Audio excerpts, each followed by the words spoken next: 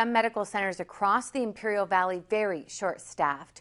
News 11's Wiley Jawhary with more from Calexico.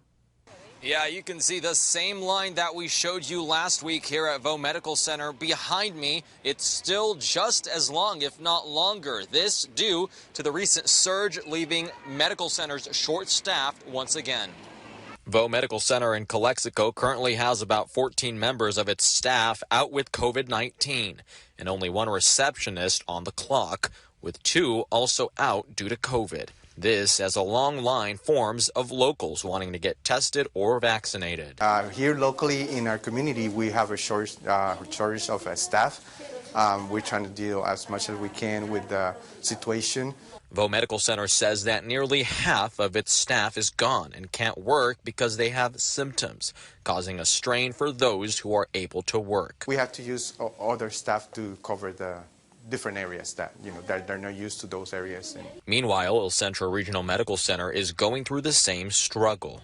We have about 29 of our staff members that are out with COVID symptoms. Dr. Edwards says about 13 of those staff members are nurses. To avoid a hospital surge, much like the one in 2020, ECRMC is intentionally reducing its staff. We've asked non-essential employees to stay at home, and that is to kind of reduce the total staff that's exposed to COVID-19. The Imperial County Public Health Department says new guidelines allow for public health workers to work if they have COVID-19 as long as they're asymptomatic. Now, that's not stopping the stress that we're seeing here at Vo Medical Center. We're also just learning that the Heber Elementary School District has closed down its classrooms because they are seeing over 300 absences across the district per day. This closure will last starting today until January 24th. I'm Wiley Jawhary reporting from Calexico.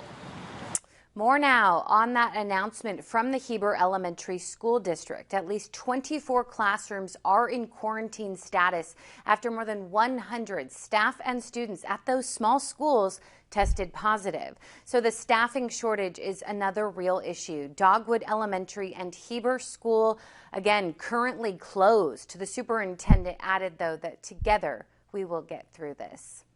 Across the border now, Mexicali is enforcing stricter COVID protocols again due to a rise in cases. As of today, public places, including movie theaters, stores, and restaurants, can only be at 50% capacity. Classes there also canceled for kindergarten, elementary, and junior high school students until further notice. That's because currently you have to be at least 13 years old to get the vaccine in Mexico. In the last few weeks, the state of Baja has seen more than 1,000